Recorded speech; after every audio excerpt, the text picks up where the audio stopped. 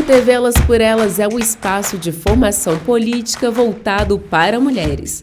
Professoras, militantes, especialistas e parlamentares nos ajudam a pensar cada vez mais os espaços femininos na política.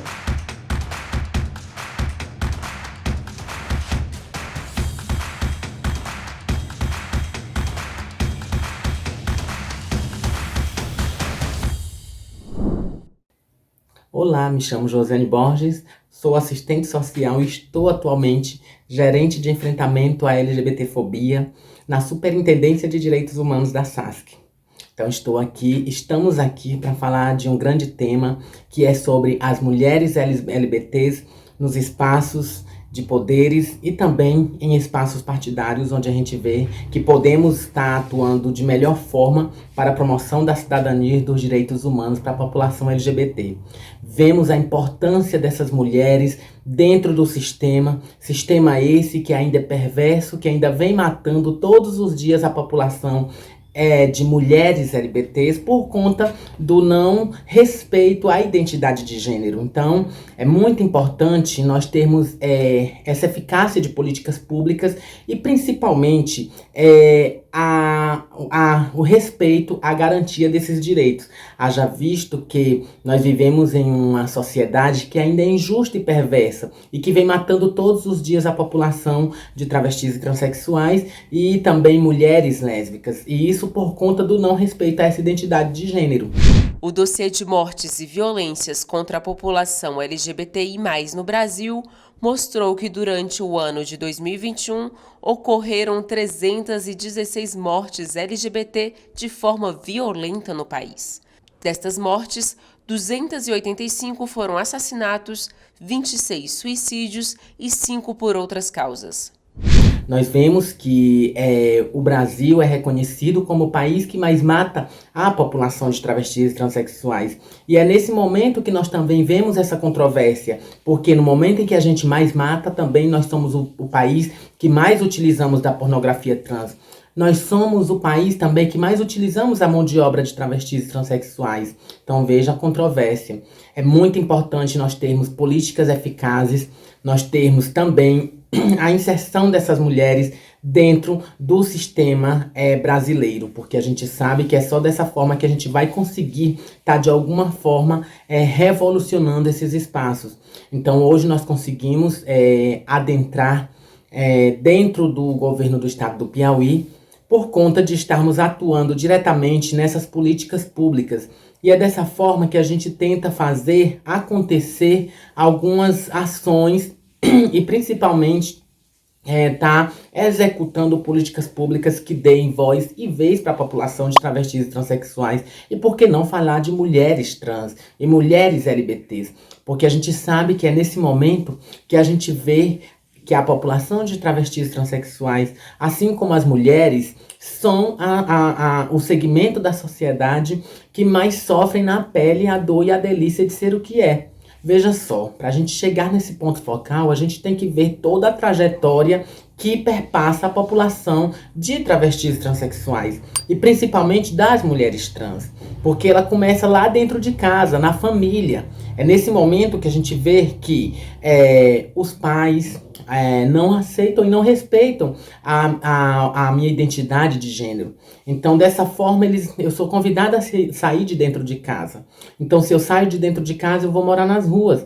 Eu vou ter que trabalhar para sobreviver. Eu vou ter que trabalhar para ganhar o meu pão de cada dia. E é dessa forma que a gente vê que as mulheres travestis e transexuais ficam mais engessadas dentro dessa sociedade. Por quê? Porque a gente sabe que ela estando nas ruas, ela vai ter uma vida social bem mais dificultosa do que as outras.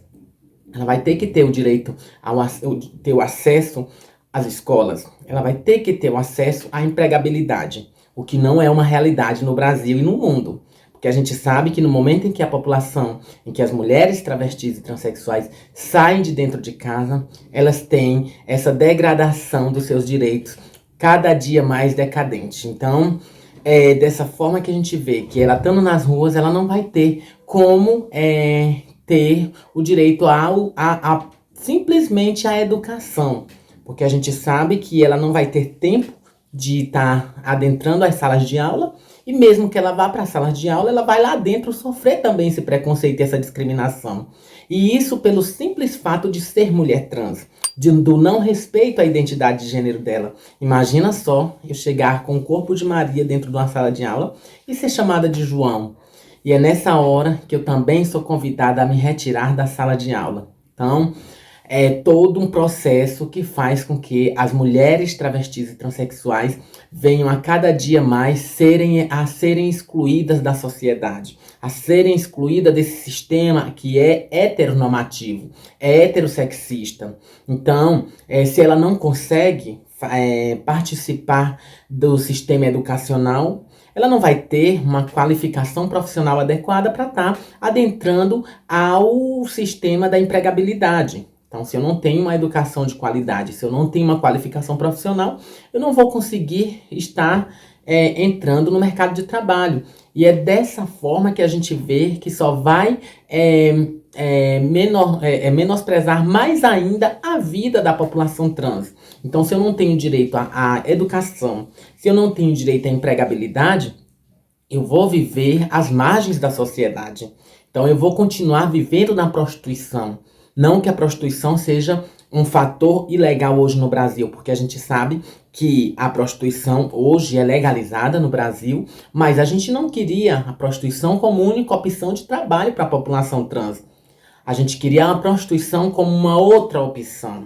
Então, hoje no Brasil, nós temos esse fator importante que é a questão da prostituição como única opção de trabalho para essa população. Então, é por isso que a gente está unificando forças para que a gente possa promover, executar ações de qualificação profissional, ações de inserção ao mercado de trabalho, para que a gente possa ter a população de travestis e transexuais inseridas dentro dessa sociedade como um todo. Porque a população de travestis e transexuais não são só mais uma. A população de travestis e transexuais é mais uma dentro da sociedade. Então é muito importante nós unirmos forças para que essa população esteja competindo de igual para igual dentro dessa sociedade heteronormativa que a gente vive no Brasil. Então, a partir daí, a gente vê que a trajetória das mulheres travestis e transexuais é bem degradante, porque a gente vê que dentro de casa ela não foi respeitada. Então, nas ruas também ela não foi respeitada. Na sala de aula ela não foi respeitada. E ela não teve esse acesso ao mercado de trabalho. Então, se ela não teve esse acesso ao mercado de trabalho, ela vai viver no submundo, onde a gente sabe que esse submundo é bem marginalizado por conta de que as ruas oferecem oferta para a população que estão lá vivendo, a drogadição, oferta também os roubos e os crimes. Então é dessa forma que a gente tenta trabalhar para que a população de travestis e transexuais venham sendo inserida dentro da sociedade. E a partir daí é que a gente vê que muitas travestis e transexuais tiveram seus diferenciais. Algumas, que não é realidade do Brasil, conseguiram perpassar por todo esse sistema, por todo esse processo de respeito, de aceitação, porque hoje a nossa briga, a nossa luta não é por aceitação. A nossa luta hoje no Brasil e no mundo é por respeito. Mas a gente sabe que teve que ter todo esse amparo legal para que a gente pudesse ser respeitada dentro da sociedade. Sei que é uma realidade, a gente sabe também que é uma realidade que ainda está bem, estamos engateando nesse sentido para que a gente possa estar continuando a promover essas forças, essas lutas, para que a gente possa dar essa voz para a nossa população. Então, se a gente não tem essas meninas, essas mulheres travestis transexuais inseridas nesse sistema, a gente não vai ter esse direito de voz. E a partir de todo esse patamar, a partir de toda essa trajetória de enfrentamento à violência, a partir de toda essa trajetória do não respeito à identidade de gênero, que a população, que as mulheres travestis e transexuais e mulheres lésbicas conseguiram revolucionar dentro da sociedade. dando voz e vez para nós, para todas. Então é dessa forma que a gente viu que a revolução está sendo grandiosa, porque a gente está conseguindo inserir mais a população LGBT dentro do sistema. Então, passando por toda essa trajetória, a gente viu que hoje nós temos uma bandeira, nós estamos levantando essa bandeira, onde as mulheres LGBTs estão adentrando os espaços, estão conseguindo garantir esse direito de ir e vir por meio de lutas e de conquistas também já vindas em outros momentos, mas que a gente viu que de alguma forma foi bastante dificultoso e está sendo bastante dificultoso. Foi através do derramar de sangue da população de travestis e transexuais e de mulheres lésbicas que a gente viu e que a gente está aqui hoje dando essa nossa contribuição dentro desse espaço, porque a gente viu que muitas derramaram seu sangue para que a gente pudesse estar aqui hoje fazendo acontecer, para que a gente pudesse ter uma formação superior, uma formação acadêmica e a gente pudesse estar multiplicando todo esse nosso trabalho. Então é dessa forma que a gente tenta também colocar para o mundo que a gente também é cidadã de fato e de direito e que a gente também merece esse respeito de toda a sociedade. Então assim a gente faz com que as mulheres LGBTs estejam se inserindo mesmo. Hoje nós temos uma realidade que é bem, que é o mínimo, mas que a gente está vendo o que está acontecendo. Nós temos algumas mulheres LGBTs que estão em espaços de decisões. E é nesses espaços de decisões que a gente consegue multiplicar essas ações e fazer com que as mulheres consigam também, mulheres LGBTs consigam também estar dando voz e vez para outras mulheres LGBTs que estão lá na periferia, que estão sofrendo na pele o preconceito e a discriminação que ainda é latente. Mas nós tendo essas representações em alguns espaços, é que a gente faz com que esse preconceito e essa discriminação venha a ser bem mais menosprezado. Então, dessa forma, a gente trabalha para que a gente possa estar atuando diretamente na execução de políticas públicas. E por que não falar na política partidária? A gente sabe que através da política partidária a gente consegue estar dando mais voz e vez para a nossa população. Por exemplo, nós tivemos no último pleito, em 2020, muitas mulheres trans, muitas mulheres lésbicas que conseguiram se eleger para estar participando de políticas públicas para que a gente pudesse estar fortalecendo a nível municipal e a nível estadual dentro do parlamento. A gente viu muitas mulheres LGBTs estarem se inserindo no parlamento brasileiro. Então foi muito importante todo esse trabalho que foi feito de inserção das mulheres LGBTs dentro da política partidária. Porque a gente sabe que a gente necessita dessa política partidária para que a gente possa ter efetivadas leis, portarias e decretos, onde a gente possa estar incluindo essas mulheres dentro desse sistema. Então a política partidária ela se faz muito importante nesse momento, que é um momento de luta, que é um momento de busca incansasse pelos direitos humanos, e também é um momento onde a gente vê que as mulheres, principalmente mulheres LGBTs, têm que ter esse respeito garantido. Então a gente sabe que a gente sabe que essas mulheres, tendo esses espaços garantidos, tendo essa eleição garantida dentro dos seus municípios, dentro dos seus estados, a gente vai ter representação efetiva de mulheres LGBTs, onde a gente vai poder estar trabalhando e construindo novos rumos para a população de travestis e transexuais e para a população de mulheres lésbicas. Então veja só a importância hoje do parlamento para que a gente possa estar executando essas políticas para as mulheres. E quando a gente fala de mulheres, a gente não pode deixar de fora nenhum segmento dessa população, porque a gente sabe que muitas travestis e transexuais, muitas LGBTs estão sendo discriminadas por conta do não respeito ao gênero, como foi dito lá atrás. A gente sabe que o desrespeito à identidade de gênero se faz com uma constante no nosso país. A gente sabe que as mulheres, desde os primórdios, elas foram desrespeitadas pelo simples fato do não respeito às suas identidades de gênero. Então, a partir daí é que a gente viu que as mulheres travestis e transexuais também pegaram toda essa carga negativa por serem mulheres. Então veja só a importância da união de forças entre mulheres travestis, mulheres transexuais, mulheres LGBTs e mulheres cis. Então é muito importante nós focarmos nesta luta, porque é uma luta de todas. Todas as mulheres necessitam unificar essas forças para que elas possam estar mesmo adentrando esses espaços a que delas se faz por direito. Então é muito importante a gente focar nessa questão partidária mesmo.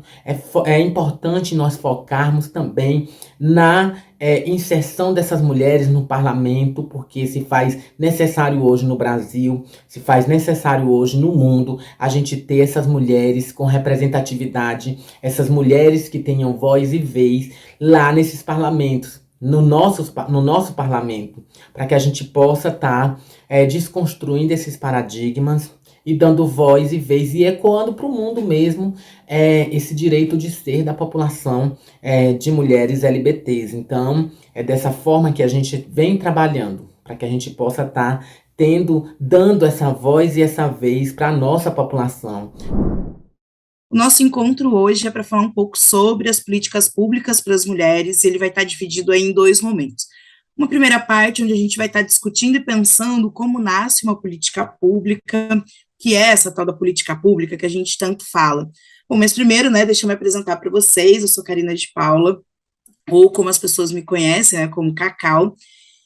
Sou filiada ao Partido dos Trabalhadores desde os meus 17 anos de idade, mas ao longo da minha trajetória, né, para além da militância partidária na área de políticas públicas, eu também fui para dentro das pesquisas, né, pensar como essas políticas públicas funcionam, pensar como isso chega para a população, e mais do que isso, pensar como elas são desenvolvidas. Então, nesse processo, nessa trajetória, eu fiz um mestrado em antropologia social, pesquisando políticas públicas para as mulheres, e eu sou bacharel também em segurança pública, que é um curso novo que é vinculado hoje ao Instituto de Estudos Comparados em Administração de Conflitos, que é o INEAC, vinculado à Universidade Federal Fluminense. Ao longo aí dessa minha trajetória, né, militante pesquisadora, eu também atuei como extensionista de um programa chamado Mulherio, aqui da UF, né, vinculado à psicologia, mas voltado para pensar o cuidado entre mulheres e de mulheres para as mulheres, e também se debruçar sobre essas questões das políticas públicas, e para além disso, recentemente, aí, durante o ano mais caótico da pandemia, né, o ano do isolamento social, eu estive coordenadora de políticas públicas para as mulheres na Prefeitura Municipal de Niterói. Então, o que eu vou estar passando para vocês é um pouco de um compilado de todos esses processos, para que a gente possa aí pensar no início, né, como nasce uma política pública, como é que ela é concebida. Então, a primeira coisa que a gente tem que ter em mente é que as políticas públicas, elas nascem das clássicas sobre o papel do Estado ao longo dos séculos, ou seja, elas surgem a partir da definição daquilo que o Estado deve fazer. Então, ao longo do século XVI e XVIII, a gente vê surgir aí o que a gente chama de Estado moderno. Esse Estado, ele vai ter como objetivo a proteção das pessoas para a sobrevivência em meio a um estado de natureza, ou seja, é aquela velha discussão hobbesiana da forma com que o Estado deveria prevenir a vida, e o Estado não surge aí para cessar as mortes, como uma forma de se contrapor ao estado de natureza do homem, que é violento por si só, e regular aí as condutas. Mas, após o século XVIII, o que a gente vê, né, o início desse novo Estado, que é o Estado liberal burocrático. Isso vai ficar muito forte, inclusive, na construção do Estado brasileiro, onde a gente tem essa velha discussão se a burocracia funciona, se não funciona, se ela é boa, se ela não é. Mas o Estado liberal burocrático, que nasce no século XIX, ele vai ter como objetivo uma mediação imparcial entre os interesses individuais. Então, a partir dessa concepção, a gente começa a ter o Estado como um regulador desses interesses individuais e aí uma separação entre aquilo que é público e aquilo que é privado. Já no século XX, principalmente após a Segunda Guerra Mundial, a gente começa a ver surgir um outro conceito de Estado, que é o Estado de bem-estar social. Esse Estado de bem-estar social, ele vai ser profissionalizado, né? Então ele vai estar sempre buscando técnicos e a qualificação de pessoas. Então a gente vai ver ao longo do século XX surgirem os primeiros cursos de administração pública, de gestão pública.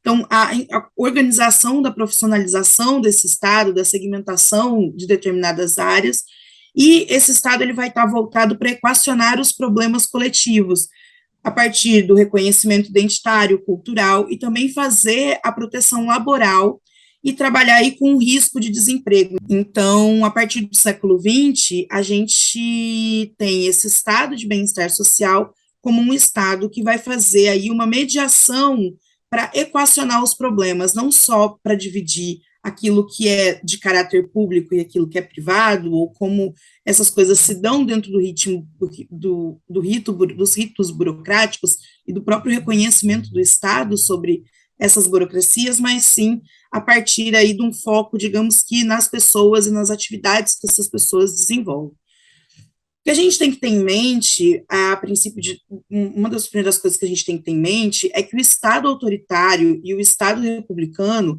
eles são conceitos diferentes de Estado, mas eles não estão vinculados ao objetivo em si do Estado, ou objetivo daquele período histórico, mas sim sobre as formas de governar e de gerenciar o Estado e as suas políticas dentro desses pensamentos, dessas disputas clássicas que a literatura aí da ciência política, inclusive, vai trazer para a gente como marcadores históricos dessa forma de se pensar, desses objetivos do Estado. Então, o que a gente tem que ter em mente é que um Estado autoritário, ou escolher ter um Estado autoritário, ou escolher ter um Estado republicano, ele tem muito mais relação com as forças que vão governar esse Estado, né, então as forças políticas, e aí a gente está vendo o momento em que a gente vive no país, e o momento que a gente viveu, né, ao longo dos governos do PT, mas são projetos completamente diferentes, onde a gente tem um Estado autoritário, um Estado do sigilo, um Estado muito mais militaresco, né, hoje em dia, com esse atual desgoverno, e, por um outro lado, a gente tem uma forma de se pensar um Estado republicano, um Estado onde as políticas públicas, elas chegam e elas são discutidas e elas são debatidas, e elas são construídas a partir da população, né, elas são muito mais construídas de baixo para cima do que de cima para baixo, como num Estado autoritário. Então, o que são as políticas públicas dentro desse contexto? Então, as políticas públicas, elas vão surgir como uma solução para os problemas coletivos, e elas vão ser uma construção que só vão surgir a partir do século XX.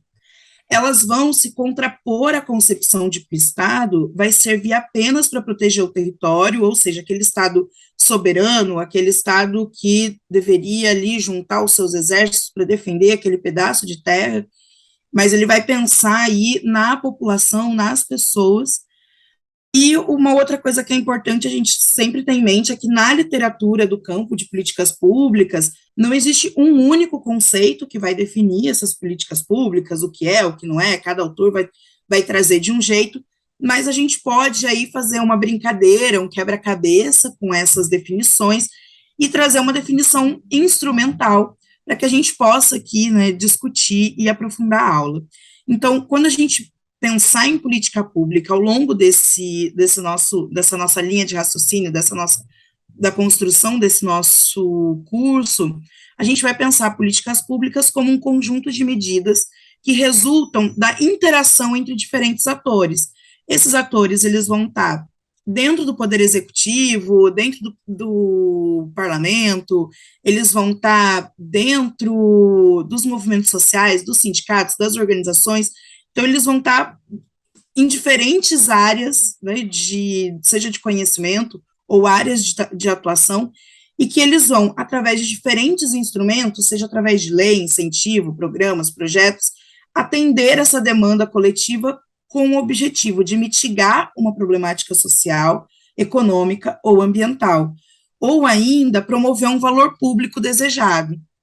O que a gente não pode confundir nesse conceito e nessa discussão é que política pública, ela não é um sinônimo de política para a população pobre, ou uma ação pública que só é voltado para resolver os problemas que o mercado não consegue lidar.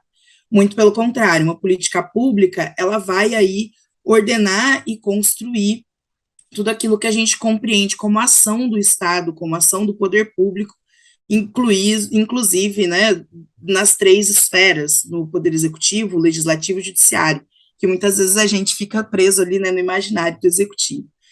Então, vale lembrar que cada Estado é o resultado da compilação dos juízos e dos valores morais da sua sociedade, do seu tempo histórico, e esses valores eles vão ser expressos a partir da sua Constituição. Então, hoje, por exemplo, nós vemos casos de países, se não me engano, foi o Chile, que revisou a sua Constituição. A Venezuela também revisou a sua Constituição muito recentemente, porque é dentro das cartas magnas, é dentro da Constituição, em que a gente vai ter a expressão dessa vontade da população, dessa vontade da sociedade e, mais do que isso, dos seus valores, daquilo que lhes é caro, né, daquilo onde a gente espera chegar enquanto sociedade, aquilo que a gente tem consenso de alguma forma enquanto sociedade. Esses valores, eles vão ser incorporados nas constituições federais, mas as constituições, elas são cartas que elas vão dar um norte, né, elas vão orientar, mas elas não vão dizer como isso vai ser feito, como essa política vai ser implementada. Então, abaixo, se a gente for pensar enquanto um guarda-chuva, abaixo da Constituição, nós temos uma série de normativas que vão orientar o que e como serão feitas essas políticas públicas previstas na Constituição. Uma coisa que é importantíssimo ressaltar, né, e aí a gente já vai quebrando algumas crenças aí que existem, as crenças limitantes, né, para quem gosta desses assuntos mais astrológicos, essas crenças limitantes em relação ao Estado, que o Brasil não é os Estados Unidos, não é a Venezuela, em nenhum momento o Brasil vai virar os Estados Unidos, ou vai virar a Venezuela, ou vai virar Londres. Acho que isso é uma grande mentira que colocam na nossa cabeça, né, e nos nossos discursos. Por que a gente não vira os Estados Unidos, não vai virar a Venezuela, não vai virar outro país?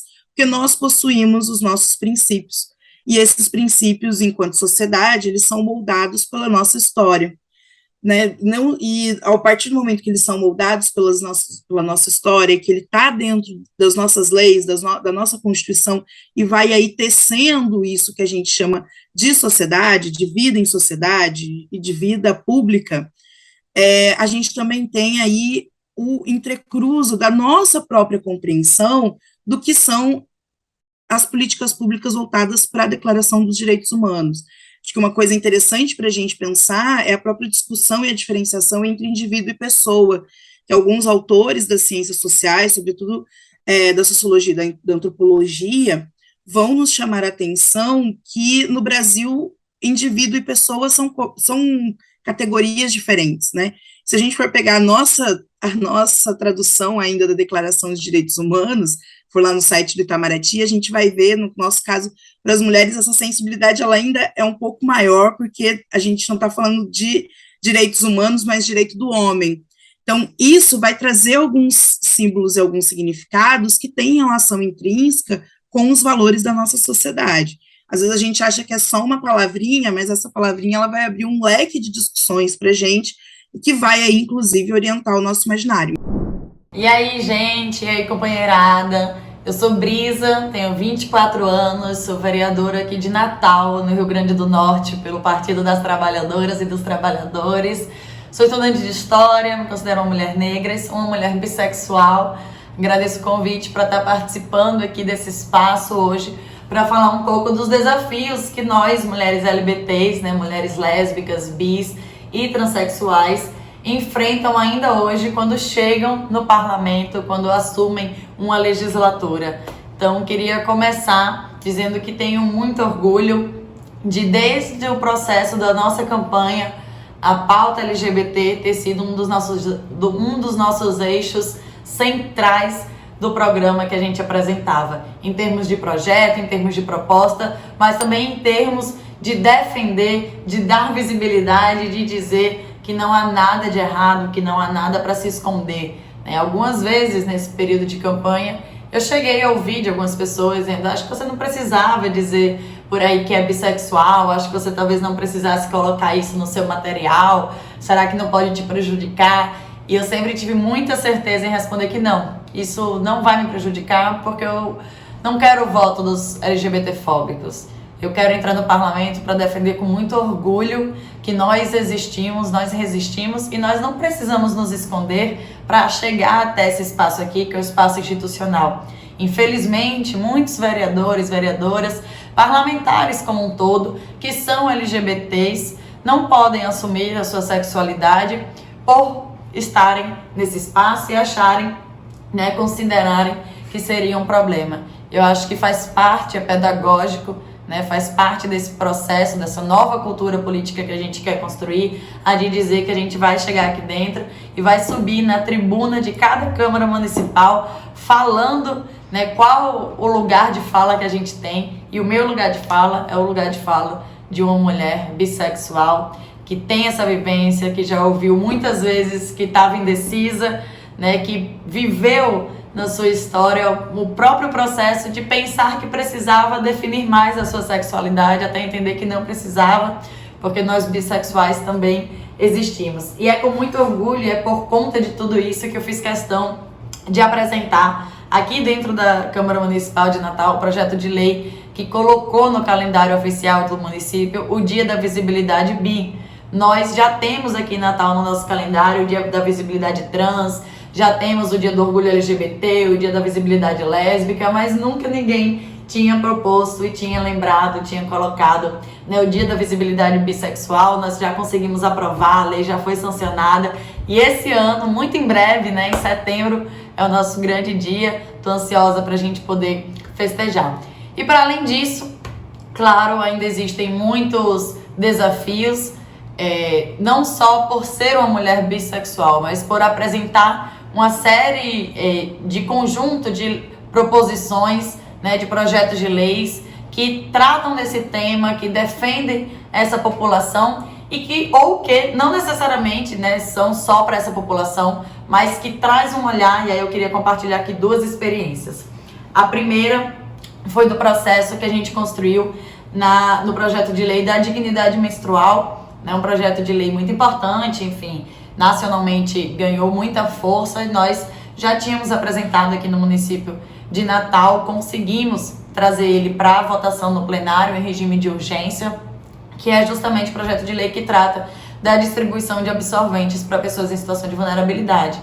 Nós havíamos feito a primeira versão do projeto de lei para mulheres que menstruam e veio como uma demanda do movimento LGBT que a gente fizesse uma emenda de alteração ao projeto para englobar também, acolher também os homens trans que por vezes podem também menstruar e necessitar da entrega gratuita dos absorventes.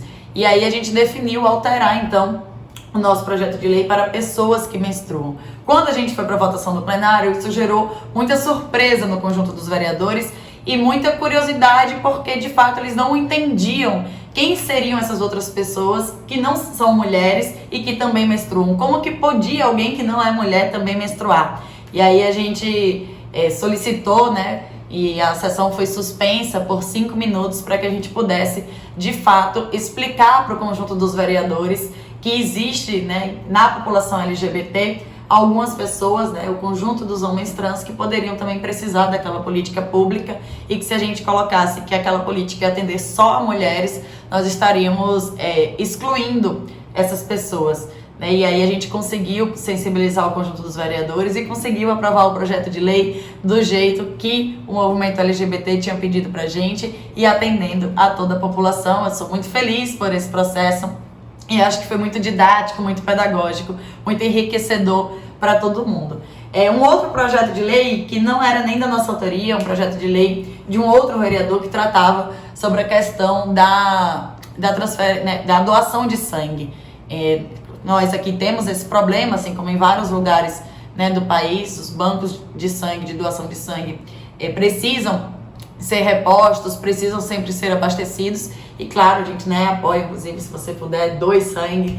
E aí um vereador apresentou que era justamente uma campanha de fortalecer a doação de sangue em Natal, e a gente fez, né, uma questão de ordem e pediu para que fosse incrementado no projeto de lei, porque nós, LGBTs, muitas vezes queremos doar sangue, mas somos impedidos, ou somos constrangidos, ou passamos por situações super, né, ruins quando a gente tenta fazer a doação de sangue, que por isso era importante que naquele projeto de lei se tratava de um incentivo para que as pessoas doassem, tivesse lá também a garantia de que todos e todas tenham direito, claro, respeitando, né, os critérios de fato médicos, enfim, que são colocados, mas que a sexualidade nada tem a ver com isso, que qualquer LGBT, respeitando os critérios que já são estabelecidos, podem e devem também doar sangue, e que o nosso sangue é o sangue como de qualquer outra pessoa, né? Então, acho que isso também é um exemplo do nosso olhar enquanto LGBT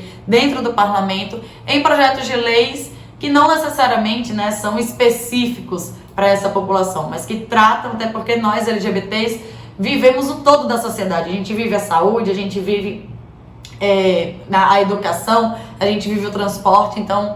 E muitas vezes em cada setor desse, né, em cada dimensão dessa, tem também particularidades que são nossas. E por fim, mas não menos importante, compartilhar, né, a grande vitória que a gente teve quando a gente aprovou o nosso projeto de lei da saúde integral LGBTI+, aqui na Câmara de Natal, e como hoje a gente acompanha o processo de execução e de implementação dessa saúde integral LGBT, que visa garantir o acolhimento, né, e garantir que cada particularidade da pessoa LGBT seja respeitada quando a gente vai no atendimento ao SUS, quando a gente vai, quando a gente precisa da rede básica de saúde. Esse foi um projeto de lei muito vitorioso, a gente conseguiu aprovar com unanimidade de todos e todas dentro aqui da Câmara Municipal de Natal. Mas bem, claro que a gente, para além das vitórias, enfrenta muitos desafios. Né, infelizmente, ainda faz parte dessa vivência dentro desse espaço que é muito conservador, que é um espaço muito machista, ter que, vez ou outra, ouvir alguns comentários, né, que muitas vezes extrapolam o espaço ou a dimensão de fato do trabalho, onde as coisas devem ser resolvidas, mas eu estou muito certa de que a gente tem construído um caminho que é de cada vez mais colorir os parlamentos, né, Natal e Brasil afora. E eu tenho certeza que mesmo em tempos de governo Bolsonaro, nós conseguimos resistir, nós não voltamos para os nossos armários seguem escancarados, e agora, tirando fora Bolsonaro e trazendo de volta o nosso presidente Lula, a gente vai colorir esses parlamentos muito mais e garantir que a nossa sexualidade, que a nossa identidade de gênero seja amplamente respeitada por cada um e por cada uma. Então, acho que é isso. Um salve, né, um viva ao Dia da Visibilidade Lésbica, que é agora em agosto. Então, um abraço apertado a todas as mulheres lésbicas que resistem, que nós estamos aqui construindo, inclusive, um processo de um novo projeto de lei que luta contra a lesbofobia e o lesbocídio na cidade. E tenho certeza que a gente vai, com toda a força da mulherada lésbica, conseguir aprovar esse projeto de lei. Um grande abraço, fora Bolsonaro, Lula presidente e parlamentos cada vez mais coloridos por todo o Brasil. Oi, gente, tudo bem? Eu sou a Estela Balardim, eu sou vereadora aqui de Caxias do Sul. Eu tenho 21 anos, tenho 22 anos atualmente, fui eleita com 21 anos. Então, fui a vereadora mais jovem da história aqui da nossa cidade. E hoje eu tenho a responsabilidade de falar justamente sobre isso, sobre a capacidade que nós jovens temos de transformar a política. Então, para falar disso, a gente precisa contextualizar bastante coisas, assim. Eu acho que a gente começa a partir da Constituição que estabelece democracia. Eu acho que a gente parte disso, parte do princípio de podermos decidir quem serão os nossos representantes, tanto no âmbito institucional, tanto no município, no estado, no país. Mas isso, infelizmente, não garantiu uma paridade entre jovens, negros e negras, e mulheres. Os números, eles nos mostram muito isso, né? Vou pegar aqui. Por exemplo, nas eleições municipais agora do ano de 2022, a gente teve apenas 7,2% de jovens eleitos. Então, a gente vê que ainda existe um desafio nesse sentido, que é o sentido básico da gente falar do que nos possibilita realizar as transformações que nós vamos estar abordando aqui na nossa conversa, né? Então, a gente tem um avanço em relação à questão das mulheres, a gente tem um avanço na questão de negros e negras, mas eu acho que ainda precisa ser muito debatido em relação à questão da juventude. Porque a juventude ocupando espaços, ela ocupa de uma forma transformadora por si só, pelo fato de que o jovem ele tem uma visão, nós temos uma visão, de olhar para a política com renovação, de ver a velha política, as velhas práticas, os velhos rostos, e pensar que ela pode e deve ser diferente. Então, eu acho que parte daí a importância que o jovem tem de estar dentro desses espaços. Quero trazer alguns outros dados aqui, que eu acho que podem fundamentar bastante o nosso debate. Segundo o IPEA, 23% dos jovens estão desempregados. Os que não estão desempregados estão ocupando os espaços no mercado de trabalho de informalidade. Em 2021, os que mais perderam renda foram as pessoas de 15 a 19 anos. Com a pandemia, 43% dos estudantes já pensaram em largar os estudos. Então, a gente vê que sempre que algo está acontecendo com a economia, com a sociedade, o impacto da juventude vai ser muito direto. Então, para mim, uma das transformações principais é justamente fazer a roda girar ao contrário da retirada de direitos, girar ao contrário da retirada de renda, girar a favor do ingresso ao ensino superior e a permanência neste ensino superior.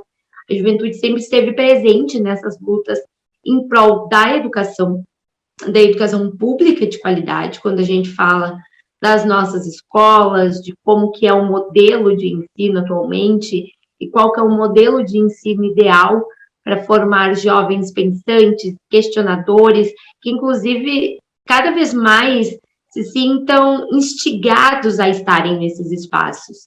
Então, se a gente tem uma educação que transforma, que nos molda a entender aquilo que está ao nosso redor, se questionar sobre aquilo, falar sobre aquilo, se posicionar sobre aquilo, faz com que a gente avance e muito. Então, a gente parte da educação básica. A educação básica, ela tem esse dever de criar esse sentimento de incômodo na juventude, que ele já é nosso, ele já é intrínseco a nós. Mas a gente precisa de meios que nos possibilitem ter mais capacidade de interpretar as conjunturas onde a gente está inserido, para que a gente, a partir disso, possa ver o que a gente vai fazer com essa conjuntura, quais que serão as nossas proposições, a nossa renovação, a nossa cara para todos os acontecimentos. Falando do ensino superior, a gente fala de um ponto bem crítico. A gente teve avanços, a gente teve um ingresso maior de jovens que puderam ter a oportunidade de se formar no ensino médio e já ingressar no ensino superior, mas isso, com o passar do tempo, vem diminuindo cada vez mais. Porque até mesmo aqueles que ingressam no ensino superior não conseguem se manter no ensino, devido à questão da baixa renda. Então, a gente consegue ver também que uma coisa está ligada à outra. Quando a gente não tem a oportunidade do primeiro emprego, quando a gente não tem os direitos garantidos, trabalha na informalidade, estar no ensino superior se torna um desafio ainda maior. Não estando no ensino superior, a gente não consegue ter a capacitação para estar ocupando melhores postos de trabalho, inclusive postos de chefia. Então, a gente vê que a situação da juventude atualmente é crítica, como a de todo o país, mas eu acho que é importante a gente fazer esse recorte, né? E quando a gente fala de mulheres negras e jovens, a gente está falando de uma parcela da sociedade que está sendo ainda mais impactada. Eu mergulho muito ser uma vereadora mulher, jovem e negra, mas eu sei que essa não é a realidade da maioria das jovens com o meu perfil. Porque, infelizmente, a gente está inserida na realidade de estar à margem da sociedade. Estar colocadas como aquelas que são desacreditadas, como aquelas que devem estar sempre condicionadas ao papel do cuidado, devem estar condicionadas, inclusive, ao papel do lar. A gente vê cada vez mais isso sendo dito, né? Que a gente deve ser bela, recatada do lar. Então, a gente cresce em ambientes que falam isso para nós. Então, a gente conversando com várias meninas jovens, mulheres jovens, a gente vê que ainda se precisa avançar muito nessa questão estruturante mesmo da sociedade. Porque é sempre que a gente fala de alguma dessas questões, a gente não pode deixar a outra de lado. Porque não ter fatores de privilégio significa que a gente vai estar ainda mais precarizada, que os nossos corpos estarão ainda mais expostos de diversas formas. Dentro disso, a gente também olha para a questão da juventude negra, que vem sendo extremamente atacada, extremamente morta, porque a juventude está colocada na pasta de segurança pública. A gente deixou de ser debatido enquanto política pública social e passou a ser debatido como um problema, uma questão de segurança pública. Mas eu acredito, e ocupo o espaço que eu ocupo por acreditar, mas principalmente porque eu já vi que diversos outros jovens tiveram essa capacidade, ocupando espaços dentro dos congressos estudantis, ocupando espaços dentro dos grêmios estudantis, ocupando espaços dentro da política, espaços de decisão dentro dos partidos políticos, dos movimentos sociais. Então, o jovem, ele, quando tem a oportunidade e é condicionado a ter a capacidade de estar refletindo e transformando o seu meio, muda muito. Muda porque vive essa realidade de marginalização. A gente sabe o que não é ter direito à cidade. Eu acredito que a gente pode fazer com que tenha. A gente falar que a cidade também é nossa, que o espaço público também é um espaço para a juventude, que o espaço público necessita ter atrações para a juventude, a gente transforma, a gente muda, a gente evolui. A gente também evolui quando a gente fala de uma saúde voltada para a juventude, que nos fale sobre as nossas primeiras relações, que nos fale sobre a saúde LGBTQIA+, que nos fale sobre a saúde ginecológica. Muitas vezes nós não temos a oportunidade de aprender dentro das nossas famílias. Então, a gente precisa do fortalecimento de todas essas políticas públicas. E o jovem está inserido nesses fortalecimentos. Está inserido no fortalecimento da política pública do SUS, do SUAS, está inserido na política pública do direito à cidade, da segurança pública, por mais que a gente concorde que esta não é a nossa pasta, que a gente não deve estar aí, a gente tem que debater segurança pública, porque a gente precisa olhar como que essa segurança está acontecendo, como ela acontece principalmente dentro das nossas periferias, como ela acontece com os jovens que estão em situação econômica mais baixa. Quem são esses jovens? Como eles são tratados e como eles devem ser tratados. E sempre que eu vejo um jovem ocupando algum espaço, assim, o que dá é esperança, é essa certeza de que sim, a gente pode conseguir mudar, porque a gente entra lá sempre muito desacreditado, a gente entra nos espaços já com um crédito muito abaixo, porque a gente é incapaz, porque a gente é muito novo, porque a gente não sabe das coisas, mas o que faz com que a gente aprenda ainda mais, com que a gente queira saber ainda mais sobre os debates que a gente vai fazer. Então, a capacidade que um jovem pode desenvolver e querendo estar nos espaços é gigantesca. E eu acho que é um pouco disso que a gente tem que ter para nós, de que tudo impacta na juventude, de que não só falar das universidades, da educação, da segurança pública, do direito à cidade, ele é só nosso, tudo é nosso.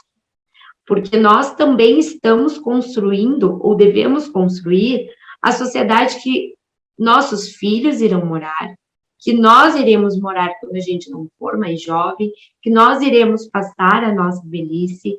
Então, a gente tem que pensar no transporte público, a gente tem que pensar nas capacidades de emprego e renda, e eu acredito que sim, que o jovem que tem esse pensar fora da bolha, tem esse pensar diferente sobre as questões que nos cercam, que acontecem, transforma a política, que por consequência transforma a vida. Se a gente pegar a ideia de que nos parlamentos nós temos um homem branco, hétero, velho, a gente só de imaginar, e vou me usar como exemplo, e espero não estar sendo muito pretensiosa, mas de pegar um perfil como o meu, que foge desse padrão, que foge dessa política tradicional, a gente já está transformando. A gente já está sendo um corpo estranho dentro daquele espaço. Só que ser um corpo estranho dentro de um espaço não é de todo mal, porque estando lá, a gente traz o debate.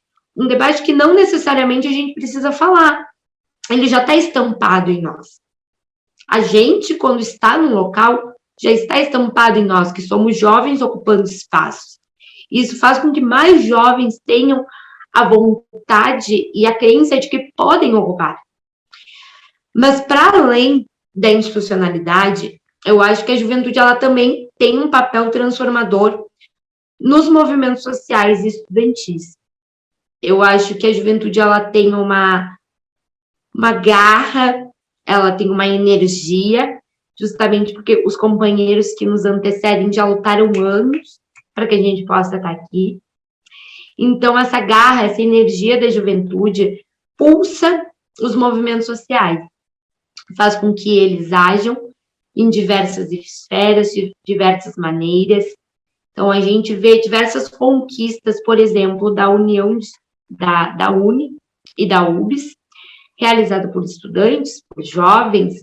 A gente fala dos 10% do pré-sal para a educação, a gente fala dos diretas já, quando a gente volta lá atrás, na época do golpe. A gente fala do movimento Sem Terra, que também tem participação da juventude. A gente fala dos movimentos indígenas, dos movimentos e coletivos de mulheres, que estão cada vez mais tendo essa renovação, tendo essa cara nova, tendo esse pensar diferente. E esse pensar diferente, ele é o que faz com que as coisas se transformem. Porque se a gente fica pensando sempre da mesma forma, da mesma maneira, e não busca um jeito de ir lá e fazer diferente aquilo, a gente continua na mesma roda, no mesmo ciclo.